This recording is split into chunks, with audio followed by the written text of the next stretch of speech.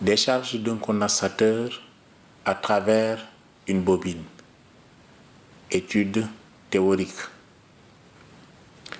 Équation différentielle du circuit. Réalisons le circuit ci-dessous. Une bobine d'inductance pure en série avec un condensateur de capacité C, un interrupteur K. Orientons le circuit par le choix de l'intensité du sens du courant I. Fléchons les tensions UL, U de C. Traduisons la loi des mailles. UC plus UL égale à 0. UL, c'est L d de I sur d de T, or I, c'est d de Q sur d de T, ce qui donne UL égale à L dérivée seconde de Q sur d de T. Donc L d2 de Q sur dt2. Et UC, c'est Q sur C. On obtient d2 de Q sur dt2 plus 1 sur LCQ égale à 0. De même, en remplaçant Q par UC fois C, nous obtenons d2 de UC sur dt2 plus 1 sur LC UC égale à 0. La solution d'une telle équation différentielle en U de C est de la forme UC égale U0 cosinus de oméga 0 T plus phi. U0 est la tension du condensateur à T égale à 0 et est la tension maximale du condensateur. Oméga 0 égale 2pi sur T0 s'exprimant en radians par seconde est la pulsation propre du circuit. T0 en seconde est la période des oscillations. U0 donc l'amplitude maximale de la tension aux bornes du condensateur.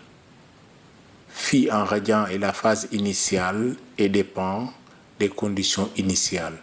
Le terme oméga t plus phi est la phase à l'instant t. Vérifions que cette solution est bien celle de l'équation différentielle. La solution proposée est U de C égale à U0 cosinus de oméga t plus phi. Sa dérivée première donne moins oméga 0 U0 sinus de oméga 0 t plus phi.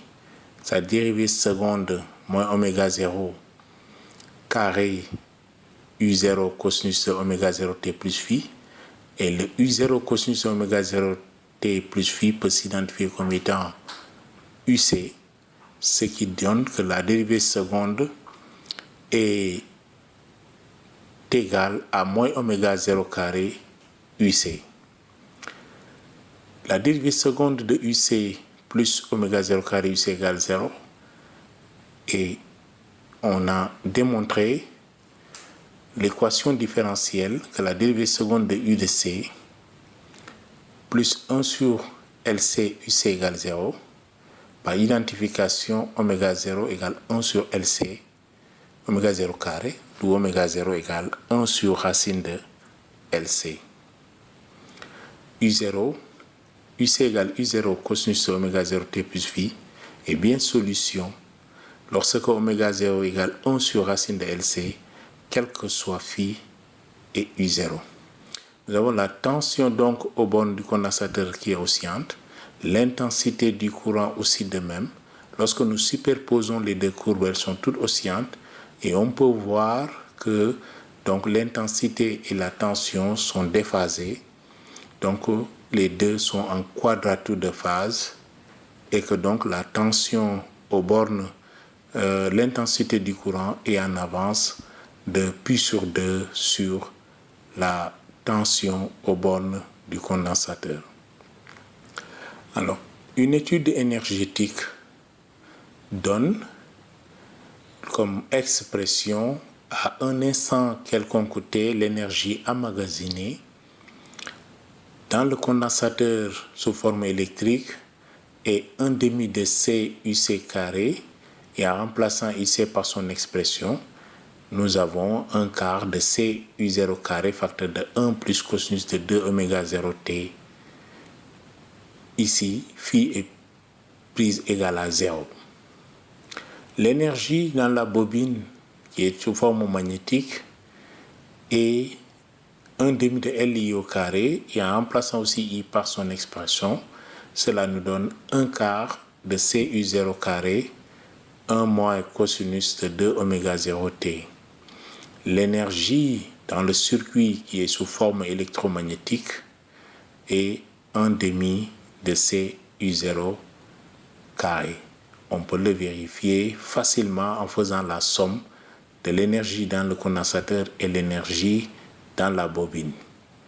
Alors cette énergie, elle est indépendante du temps, donc elle est constante.